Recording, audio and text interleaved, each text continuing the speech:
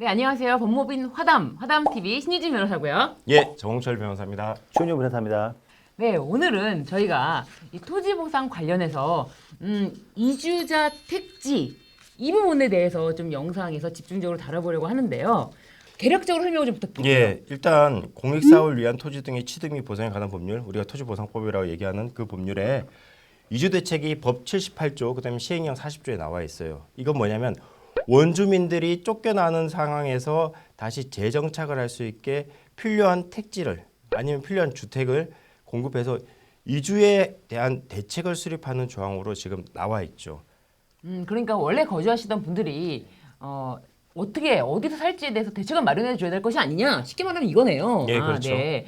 그러면은 이 구체적으로 이주 대책을 이 보상 안내 책자에서 한번 보면서 설명을 좀 부탁드릴게요. 네, 일단 대상자 인지하는 게 굉장히 중요한데요. 이게 공람 공고일 그 이주자 택지 같은 경우에는 중요한 게 공람 공고일 1년 이전부터 계속 소유하고 계셨다가 수용 재결일까지 계속 소유를 하고 계셔야 되고요. 근데 뭘 소유해야 되냐? 토지가 아니라 주거용 건축물이라는 것입니다. 이거는 뭐냐면 주거에 대한 생활 근거지를 마련해 주는 것이기 때문에 땅만 있는 분이 아니시고요. 주거용 건축물을 소유하면서 계속 거주하셨던 분, 이분들이 대상자가 되는 것입니다. 세대가 살아가는 곳에 대한 대책이기 때문에 한 세대 한 필지가 되는 것이고요.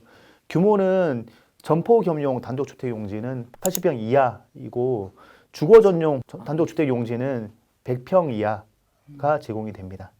가격이 중요한데 이제 뭐 가격을 뭐 전체 뭐 분양 가격을 다 주는 것은 아니고 당연히 이제 더 유리한 조건이 들어가야 되는 것인데 택지 조성 원가에서 생활 기본 시설 설치비를 제외한 금액이기 때문에 굉장히 유리한 조건으로 들어가실 수가 있습니다.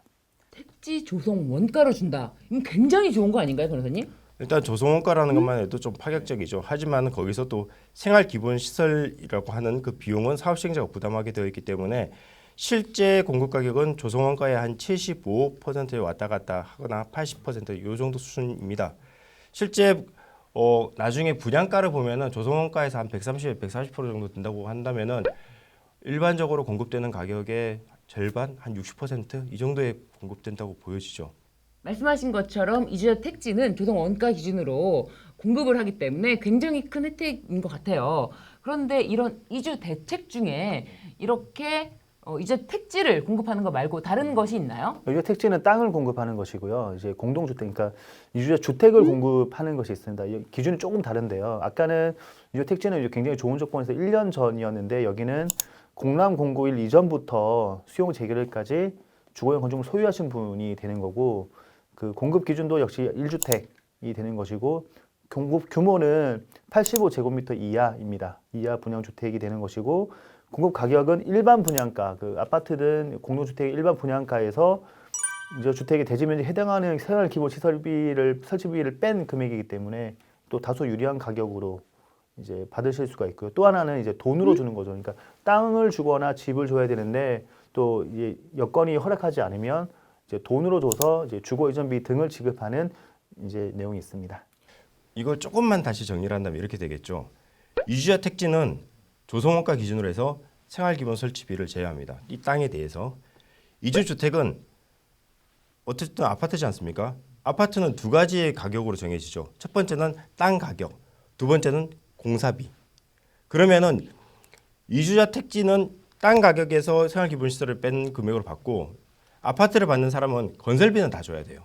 건설비는 다 주는데 땅 가격 있지 않습니까? 지분으로 된 아주 작은 땅, 그 가격에 있어서는 그건 감정가로 일단은 설정이 되지만 조성가 아닌 감정가입니다. 하지만 거기서도 생활기본시설비는 사업시행자가 부담하기 때문에 일반적인 아파트 분양 가격보다는 조금 싼데 전체 필지에 대해서 조성원가를 기준으로 생활기본시설을 빼는 이주자 택지에 비해서는 이주자 주택, 아파트는 혜택이 좀 적죠.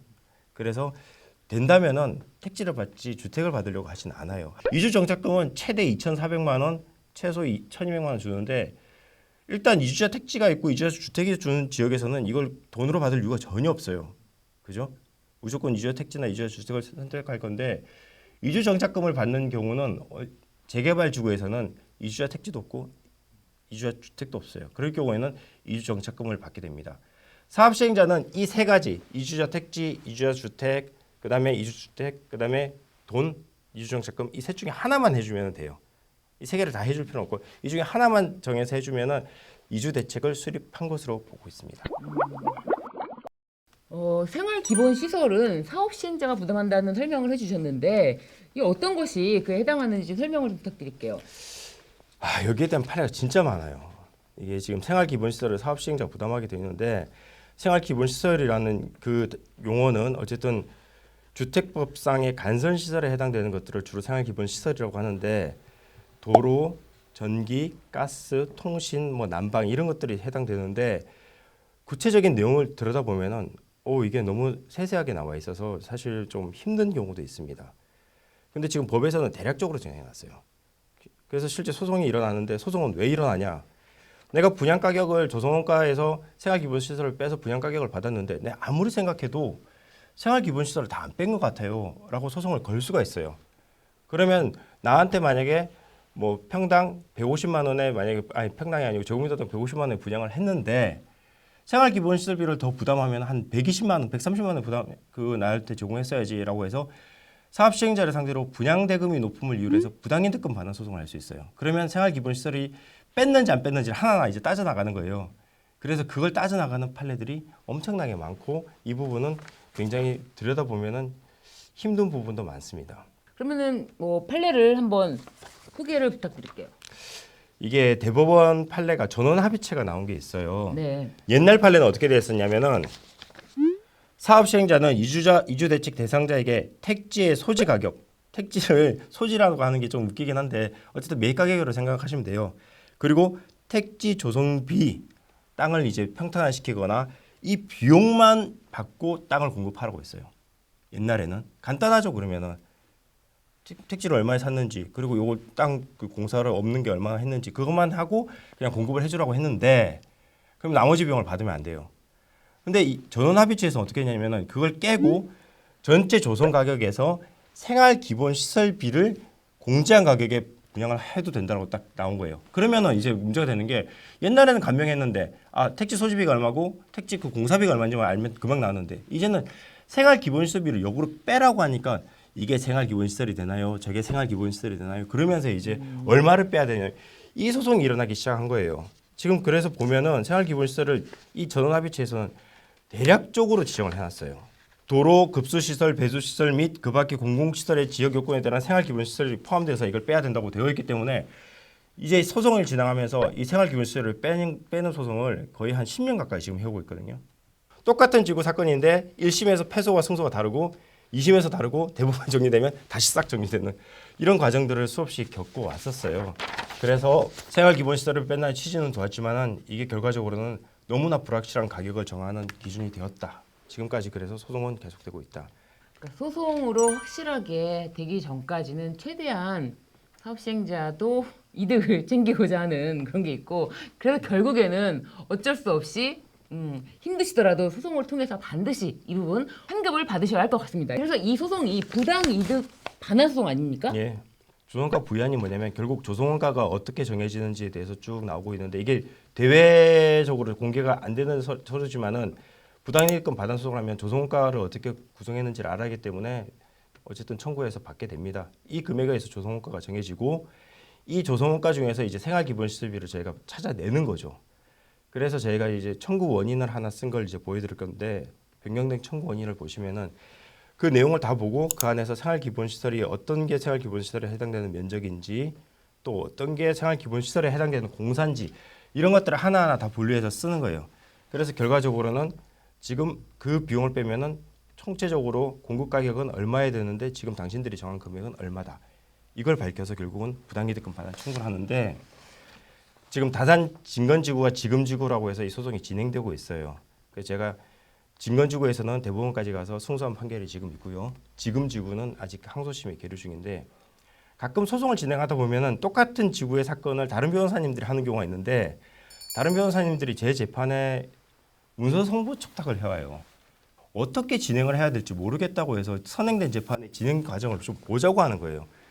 그 부분은 좀 저희 입장에서는 좀 황당하긴 한데 노하우를 좀 같이 공유하자라는 취지로 보여달라라는 건데 당연히 개인의 노하우이기도 하고 심지어 같은 사업지구에서 이제 그 다른 이제 당사자들을 대리하면서 그렇게 한다는 건 사실 자존심 문제도 있긴 있는데, 근데 저도 뭐 몇 번 이제 재판에 간 적이 있는데 판사님들도 굉장히 어려워하시고 까다로워하시는 부분이 분명히 있습니다. 그러니까 이게 확실히 이제 잘 아시는 전문가한테 맡겨서 소송을 진행해야 또 이제 어떤 부분들이 더 억울하게 더 냈는지를 밝히고 부당이득 받을 수 있기 때문에 유죄 택지와 관련된 이제 내용들 중에서 이제 관련 내용에 관심 있으시면 저희 쪽에 이제 연락해 주시면 저희가 또 소송을 대리하고 그렇게 하도록 하겠습니다.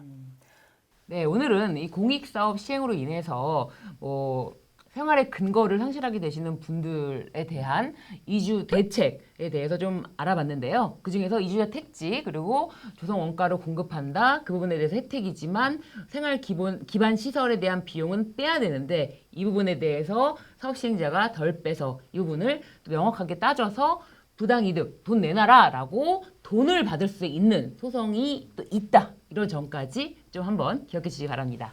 오늘도 저희 법무부인 화담TV와 함께해 주셔서 감사합니다. 여러분 안녕히 계세요.